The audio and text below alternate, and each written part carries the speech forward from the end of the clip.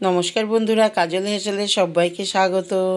দেখো বন্ধুরা, আজ আমি করে দেবো, করে দেখাবো যে এই যে আম নিয়েছি, এখান থেকে একটা আম নিয়ে নিলাম। এই আম দিয়ে করে দেখাবো কাঁচা আমের কালাকাঁদ। দেখো কালাকাঁদটা আমি কিভাবে বানাই, তো সেটাই তোমাদের আমি দেখাচ্ছি। দেখতে থাকো বন্ধুরা, সাথে থাকো। দেখো একটা আম ছুলে নিলাম, ছুলে ওটাকে পিস পিস করে নিয়েছি। তো নিয়ে এবারে অল্প জল দিয়ে আমটাকে সেদ্ধ করে নেব। ব্যাস, মাঝখান থেকে কেটে দেবে 5 পিস বের করে নিয়েছি।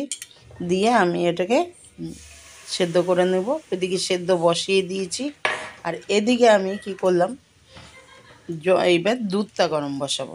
তো একটা কড়াই বসিয়ে দিয়েছি গ্যাসের উপরে, দিয়ে এখানে 1 লিটার দুধ নিয়ে নিয়েছি আমি। খুব বেশি না, 1 লিটার দুধ।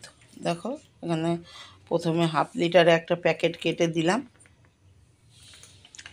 দিয়ে আরেকটা 1/2 লিটারের প্যাকেট কেটে দিলাম। এখানে মোট 1 লিটার দুধ নিলাম আমি। এই দুধটাকে এবার ভালো মতো ফুটতে দেবো, সুন্দর করে ফুটে ফুটে, মানে এই দুধটাকে আমি 1 লিটার দুধকে 1/2 লিটার করে নেব। এই দেখো দুধটা ফোটা শুরু হয়ে গেছে, দেখো ফুটছে দুধটা। কিন্তু এটা অনবরত নাড়তে হবে যাতে তলায় লেগে না যায়। এটা ফুটতে থাকুক, ততক্ষণে আমি এই দেখো এখানে আমের যে 5 পিস আম নিয়েছিলাম, ওই আমটাকে সেদ্ধ করে নিয়েছি। দিয়ে এর মধ্যে এবার আমের কাঁধটা বের করে নেবো এখান থেকে। শুকনোই বের করবো একদম, এর মধ্যে কোনো জল দেবো না। দেখো এটা চিপে চিপে চিপে চিপে একদম বের করে নেব। যতটুকু হয়, এই একটা আমের পিউরি আমার লাগবে, জাস্ট একদম শুকনো, জল থাকবে না।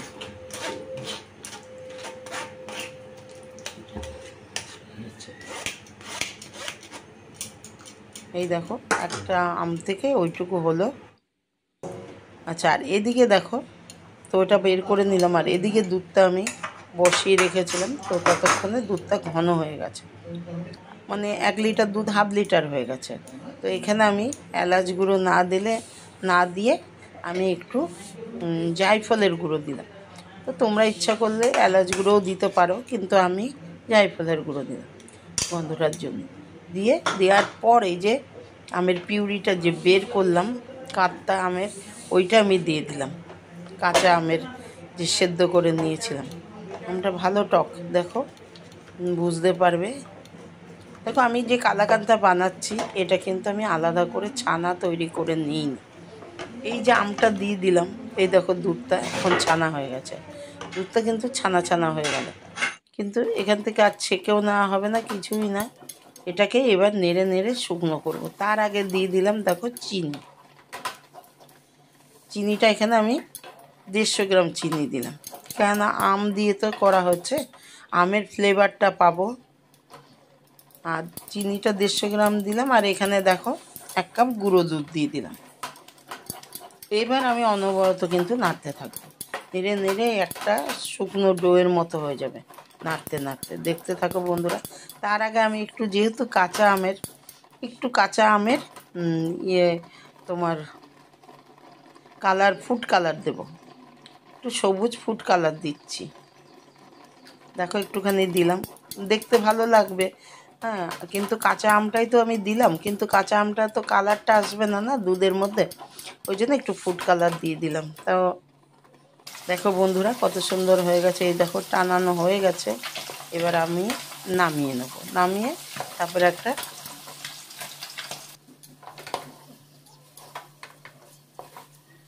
এই দেখো একদম শুকনো হয়ে গেছে। এই দেখো এবার নামিয়ে নিতে হবে, আর আমাকে করতে হবে না এটা কড়াইতে, একদম দেখো ছেড়ে ছেড়ে যাচ্ছে।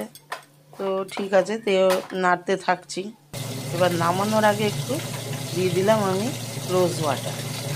এই দেখো রোজ ওয়াটার, এতে মিষ্টির গন্ধটা খুব সুন্দর হবে। তো বন্ধুরা এই দেখো একটা আমি স্কোয়ার শেপের একটা নিয়ে নিয়েছি বোল, আর তার মধ্যে একটা সেলোফিন পেপার নিয়ে নিয়েছি, ওর মধ্যে একটু ঘি ব্রাশ করে দিচ্ছি, দিয়ে এর মধ্যে ঢেলে দেবো। তো বন্ধুরা আমার আজকের রেসিপিটা কেমন লাগলো, হ্যাঁ, কাঁচা আমের কালাকাঁদ, যদি ভালো লাগে লাইক শেয়ার কমেন্ট করতে ভুলবেন না। আমার চ্যানেলে নতুন বন্ধু এলে চ্যানেলটিকে সাবস্ক্রাইব করার অনুরোধ রইল। তো বন্ধুরা আশা করি তোমাদের ভালো লেগেছে, আর খেতেও খুব সুস্বাদু। অবশ্যই একবার করে ঘরে করে খেয়ে দেখবে। দেখো এইভাবে আমি টান টান করে দিচ্ছি পেপারটার উপর, তাহলে আমার একটু তুলতে সুবিধা হবে, ওই জন্য আমি এইভাবে দিলাম।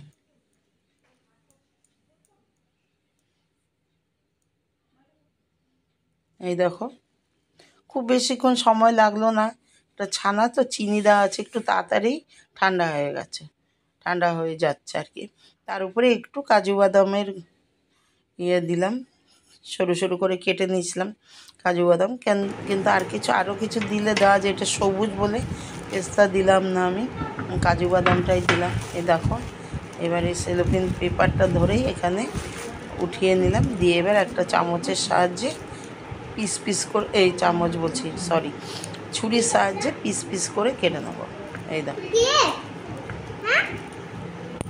আমার নাতনি চলে এসছে, বলছে দিদুন এটা কি কেক কাটছো, কেক কাটছো? আমি বলছি না রে, কেক নয়, দেখ কালাকান, কিন্তু কোনো খাওয়ার নেশা নেই, ওই শুধু দেখবে, দেখতে ইচ্ছে করে, ভালো লাগে তাই।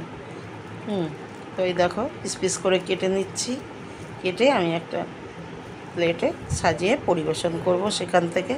তো বন্ধুরা, তোমরা এতক্ষণ ধরে কষ্ট করে আমার এই রেসিপিটা দেখার জন্য তোমাদের অনেক অনেক শুভেচ্ছা, ভালোবাসা, ধন্যবাদ। তাই দেখো একটা আমের পাতা প্লেট নিয়েছি, কিন্তু এর মধ্যে তুলে নিয়ে আমি একটা অন্য প্লেটে সাজিয়ে তোমাদের দেখাবো। এই দেখো